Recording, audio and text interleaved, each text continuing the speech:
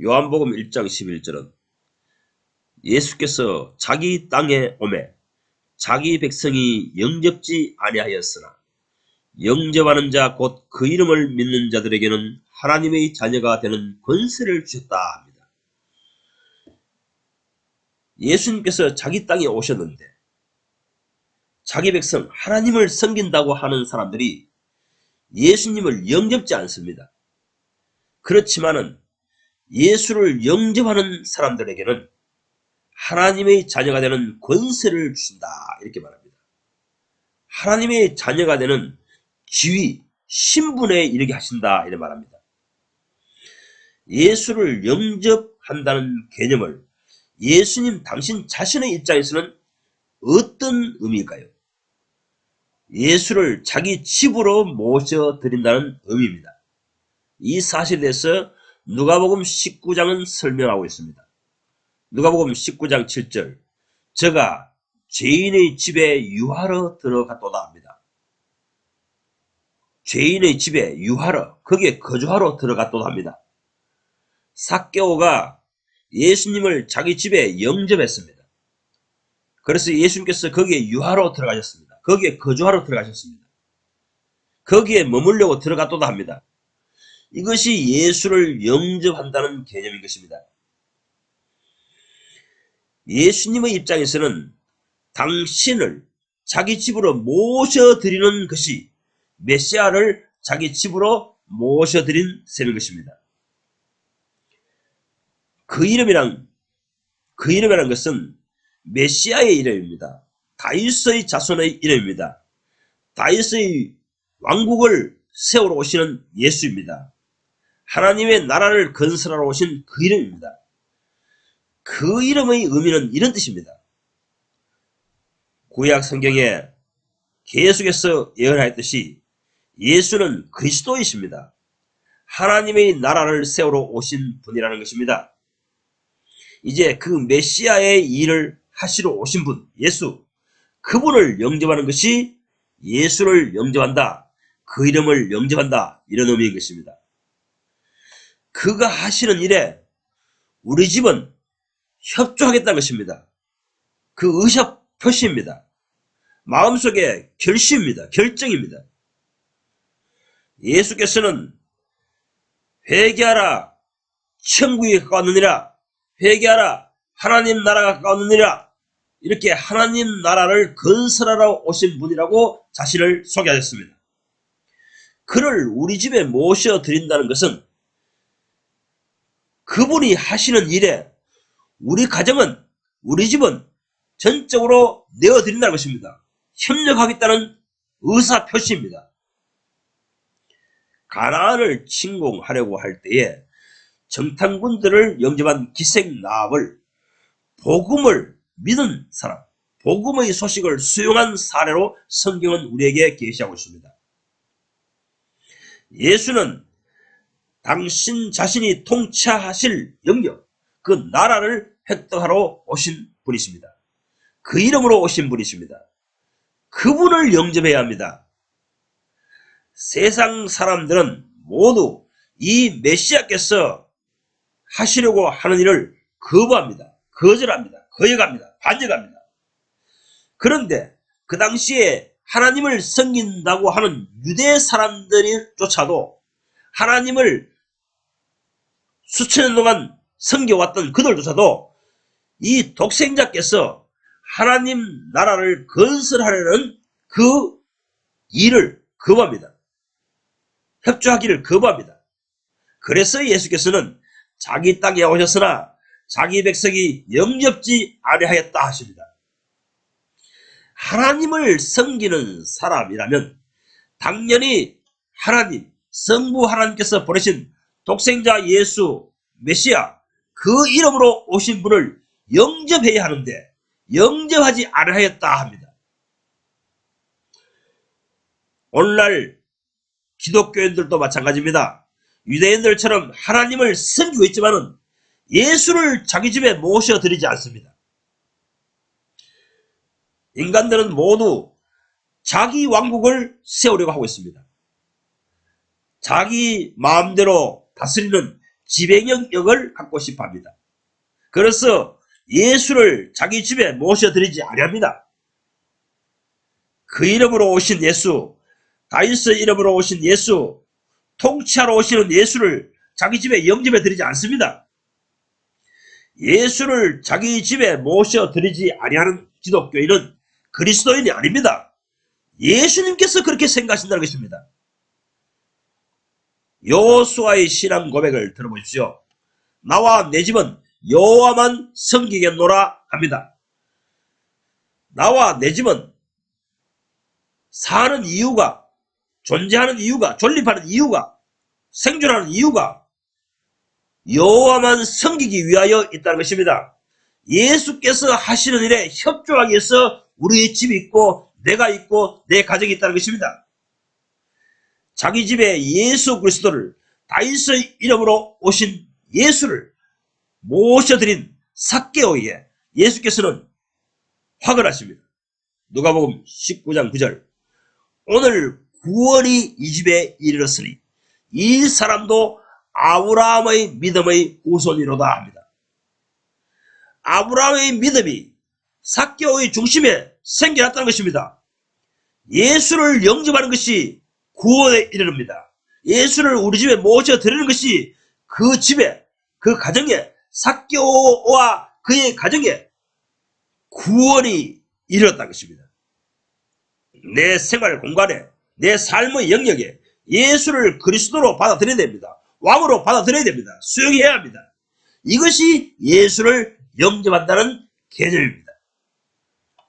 주여, 우리 집은 이제 당신의 것입니다. 여기서 당신이 활동하시옵소서. 당신께서 하시고자 하시는 일을 우리 집을 중심으로 활용하시옵소서. 이렇게 내어드리는 것입니다. 사도행전에 사도 바울이 이 복음 사역을 하러 다닐 때도 마찬가지입니다. 사도 바울을 영접하는 사람이, 자기 집에 영접하는 사람이 예수 그리스도를 영접하는 사람입니다. 자기 집에 모셔드리는 것입니다. 완강히 버티지 마십시오. 하나님을 섬긴다고 하는 신앙인들이여, 예수께서 그리스도의 사역을 하시도록 내 집을 내어드리십시오. 당신 마음대로 하시옵소서. 이 집은 당신이 주인입니다.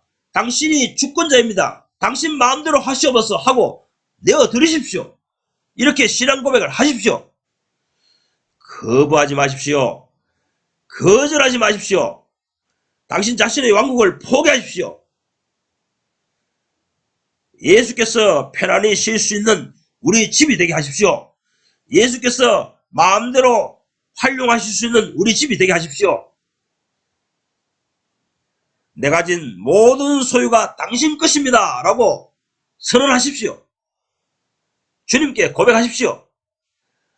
날 당신의 피로 구속하셨으니, 피로 사셨으니 이제 내 가진 모든 것은 당신 것입니다 라고 신앙 고백하십시오. 거절하는 자에게는 그리스도의 평강이 없습니다. 하나님의 평강이 없습니다. 예수 그리스도가 통치하는 영역 안에서만이 평강의 나라가 임합니다. 의와 평강의 나라가 임합니다. 누가복음 19장 27절. 내가 왕됨을 거절하던 저 원수들을 이리로 끌어다가 내 앞에서 죽이라 하십니다. 예수가 왕됨을 거절하는 자들은 예수의 원수들입니다. 제가 오늘날 기독교를 향해서 왜 예수 그리스도의 원수들, 안티 그리스도들이라고 말하고 있습니까? 예수교가 아니고 목사교가 되어버렸기 때문인 것입니다. 하나님을 섬긴다고 하면서도 예수가 왕됨을 거절하는 기독교 신자는 예수님의 원수들입니다. 안티 그리스도인들입니다. 돈을 쓸 때에도 왕이신 그리스도께 묻고 쓰십시오. 시간을 쓸 때에도 주여 지금 이 시간에 뭘 하기를 원하십니까? 이렇게 여쭙고 행하십시오. 음식을 먹으려 할 때도 주여 제가 뭘 먹기를 원하십니까? 얼마짜리를 먹기 원하십니까? 어떤 음식을 먹기를 원하십니까? 묻고 행하십시오. 제 맘대로 돈을 쓰고 제 맘대로 집을 사고 제 맘대로 가구를 사고 제 맘대로 여가 활동을 하는 사람들, 이런 사람들은 아직 예수 그리스도를 왕으로 영접한 사람들이 아닙니다. 예수께서 그렇게 여기신다는 것입니다. 우리의 태도를 따라 주님께서도 우리를 그렇게 대우하실 것입니다. 저는 이 진리를 깨달은 다음에 단 한 푼도 저 자신을 위해 쓸 수 없습니다. 내 자신을 위해서 인생을 계획할 수 없습니다. 어떠한 시도를 할 수 없습니다. 그래서 바울은 너 정욕을 위하여 육신의 일을 도모하지 말라, 이렇게 로마서에서 외치고 있는 것입니다. 단 한 푼도 주인의 허락 없이 사용할 수 없습니다. 이것이 예수 그리스도를 믿는 사람들입니다. 이것이 예수를 주님으로, 주로, 왕으로 영접한 사람들의 마땅한 태도입니다. 그렇지 아니하면 마음과 삶에 늘 고통이 날 것입니다. 병에 시달리기도 하고 정신적인 고통이 오기도 하고 삶의 고통에서 피할 수 없습니다. 절대로 벗어날 수 없습니다. 심판을 당합니다. 누가복음 19장 14절은 이런 악한 심보를 품은 교인들의 상태를 보여주고 있습니다. 그들의 영적 상태, 그들의 마음 태도는 어떠합니까? 이 사람 예수가 우리의 왕됨을 원치 아니하나이다, 이렇게 말합니다. 예수가 우리의 왕됨을, 우리 집의 왕됨을 거절하는 사람들 속에는 평강이 없습니다. 하나님의 원수들, 예수의 원수들에게 퍼부을 진노와 저주만 있을 것입니다. 굴복해야 됩니다. 언제까지 이 사람 예수가 우리의 왕됨을, 우리 집의 왕됨을 원치 않습니다, 이렇게 반응하시렵니까? 화답하시렵니까? 얼마나 성경을 배워야, 얼마나 예수 믿는 도를 성경을 통해서 가르침을 받아야 예수를 왕으로 인정하시렵니까? 예레미야 2장 19절에서는 내 악이 너를 징계하겠고 내 반역이 너를 책망할 것이라. 그런즉 내 하나님 여호와를 버림과 내 속에 나를 경외함이 없는 것이 곧 악이요 고통인 줄 알라 하십니다. 왜 영혼이 고통스럽습니까? 왜 삶의 저주가 임합니까? 왜 인생이 행복하지 못합니까?